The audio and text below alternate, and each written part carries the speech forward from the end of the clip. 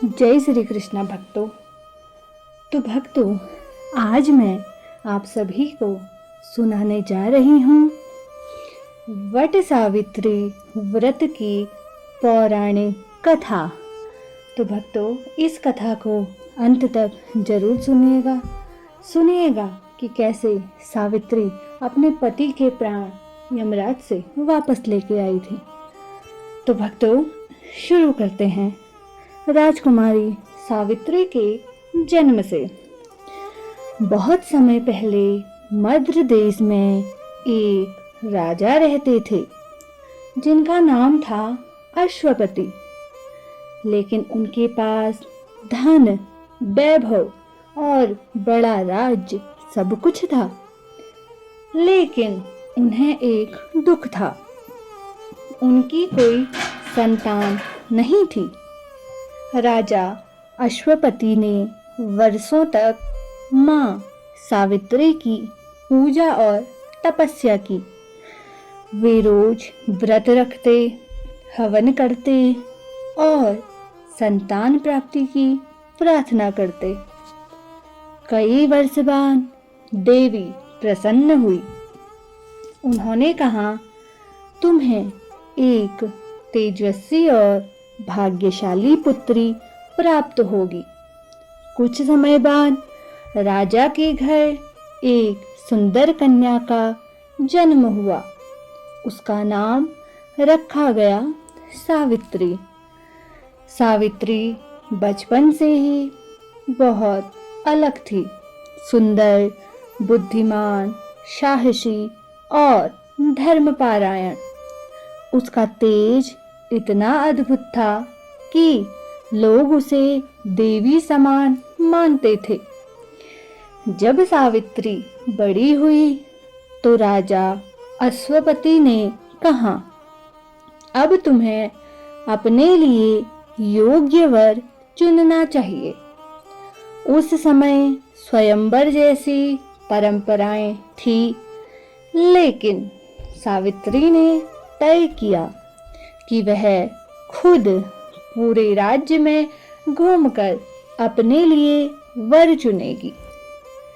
एक दिन यात्रा करते हुए सावित्री वन में पहुंची। वहां उनकी मुलाकात हुई सत्यवान से। सत्यवान बहुत तेजस्वी और वीर युवक था, लेकिन वह राजमहल में नहीं रहता था, क्योंकि उसके पिता का राज्य छिन चुका था और पूरा परिवार जंगल में रहता था। सत्यवान को देखते ही सावित्री समझ गई कि यही मेरा पति बनेगा। उसने मन ही मन सत्यवान को अपना जीवन साथी मान लिया। जब सावित्री वापस महल लौटी और अपने पिता को सब बताया, तभी वहां आए नारद। उन्होंने कहा, सत्यवान गुणवान तो है, लेकिन उसकी आयु बहुत कम है। विवाह के ठीक 1 वर्ष बाद उसकी मृत्यु हो जाएगी। यह सुनते ही सब डर गए। राजा अश्वपति बोले, बेटी किसी और को चुन लो। लेकिन सावित्री शांत रही। सावित्री ने कहा, एक बार जिसे मैंने मन से पति मान लिया, अब वही मेरा जीवन साथी रहेगा। उसकी आवाज में इतना विश्वास था कि सब चुप हो गए। राजकुमारी सावित्री ने सबकी बातों के बावजूद सत्यवान से विवाह कर लिया। महल का सुख छोड़कर वह अपने पति और सास ससुर के साथ जंगल में रहने लगी। अब सावित्री राजमहल की रानी नहीं, बल्कि एक साधारण स्त्री की जीवन जी रही थी। खुद भोजन बनाना, लकड़ियां लाना, सास ससुर की सेवा करना, लेकिन उसके चेहरे पर कभी भी दुख नहीं दिखता था। समय तेजी से बीत रहा था और सावित्री को नारद मुनि की बात हमेशा याद रहती थी। जैसे जैसे 1 साल पूरा होने लगा, उसका मन बेचैन रहने लगा। जब सत्यवान की मृत्यु का समय करीब आया, तब सावित्री ने कठोर व्रत शुरू किया। यही आगे चलकर वट सावित्री व्रत कहलाता है। सावित्री रोज वट वरगत वृक्ष की पूजा करती, उपवास रखती और पति की लंबी आयु की प्रार्थना करती, क्योंकि वट वृक्ष को लंबी आयु और अखंड सौभाग्य का प्रतीक माना जाता है।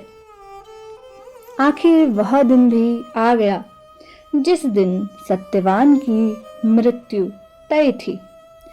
सुबह से ही सावित्री का मन घबराया हुआ था। सत्यवान लकड़ी काटने जंगल जाने लगे। सावित्री ने कहा, आज मैं भी आपके साथ चलूंगी, और दोनों जंगल की ओर निकल पड़े। लकड़ी काटते काटते अचानक सत्यवान के सिर में तेज दर्द हुआ। वह कमजोर होकर नीचे बैठ गया। सत्यवान ने अपना सिर सावित्री की गोद में रख दिया। धीरे धीरे उनकी सांसें कमजोर होने लगी। सावित्री समझ गई कि मृत्यु का समय आ चुका है। तभी अचानक वातावरण बदल गया। तेज हवाएं चलने लगी। जंगल पूरा शांत हुआ और सामने प्रकट हुए यमराज ने सत्यवान की आत्मा को अपने पाश में बांधा और दक्षिण दिशा की ओर चलने लगे। सावित्री चुप नहीं बैठी। वह भी यमराज के पीछे पीछे चल पड़ी। कुछ दूर चलने के बाद यमराज ने पीछे मुड़कर देखा। उन्होंने कहा, सावित्री, अब वापस जाओ। तुम्हारे पति की आयु पूरी हो चुकी है। लेकिन सावित्री शांत रही। सावित्री ने विनम्रता से कहा, यहाँ तक मेरे पति जाएंगे, वहाँ तक जाना मेरा धर्म है। उसकी बातों में इतना सम्मान और ज्ञान था कि यमराज प्रभावित हो गए। यमराज बोले, मैं तुमसे प्रसन्न हूँ, मांगो कोई वरदान। तब सावित्री ने कहा, मेरे सास ससुर को खोई हुई आंखों की रोशनी वापस कर दो। यमराज ने कहा, तथास्तु। लेकिन सावित्री फिर भी वापस नहीं लौटी। वह लगातार यमराज के पीछे चलती रही। यमराज फिर बोले, एक और वरदान मांगो। सावित्री ने कहा, मेरे ससुर को उनका खोया हुआ राज्य वापस मिल जाए। यमराज ने फिर से कहा, तथास्तु। अब यमराज सोचने लगे, इतनी कठिन परिस्थिति में भी यह स्त्री इतनी शांत कैसे है। कुछ दूर और चलने के बाद यमराज ने तीसरा वरदान देने को कहा। इस बार सावित्री बोली, मुझे और सत्यवान को 100 पुत्रों का सुख मिले। यमराज ने बिना सोचे कह दिया, तथास्तु। लेकिन अगले ही पल उन्हें अपनी गलती समझ आ गई। अब सत्यवान जीवित नहीं होंगे तो सावित्री को संतान कैसे होगी। यमराज सावित्री की बुद्धि, भक्ति और प्रेम से बहुत प्रसन्न हो गए। उन्होंने कहा, सावित्री, आज तुमने मुझे भी पराजित कर दिया। और उन्होंने सत्यवान की आत्मा वापस लौटा दी। उसी क्षण सत्यवान की सांसें वापस लौट आई। जंगल फिर से शांत और सुंदर हो गया। कुछ समय बाद सत्यवान के पिता को राज्य मिल गया। उनकी आंखों की रोशनी लौट आई। सावित्री और सत्यवान सुखी जीवन जीने लगे।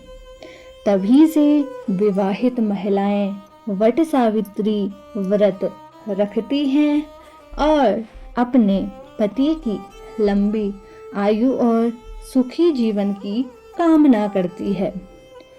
तो भक्तों, इस कथा से हमें यह सीख मिलती है कि सच्चा प्रेम कभी नहीं हारता। बुद्धि और धैर्य सबसे बड़ी शक्ति है। श्रद्धा और व्रत में बहुत शक्ति होती है। जिस पत्नी ने अपने प्रेम और बुद्धि से यमराज को भी रोक दिया, वही बनी सावित्री। तो भक्तों, आज की कथा में इतना ही। आप सभी को वट सावित्री व्रत की ढेरों शुभकामनाएं। माँ सावित्री आप सभी का सुहाग अमर रखें। धन्यवाद। जय श्री कृष्णा, जय श्री राधे।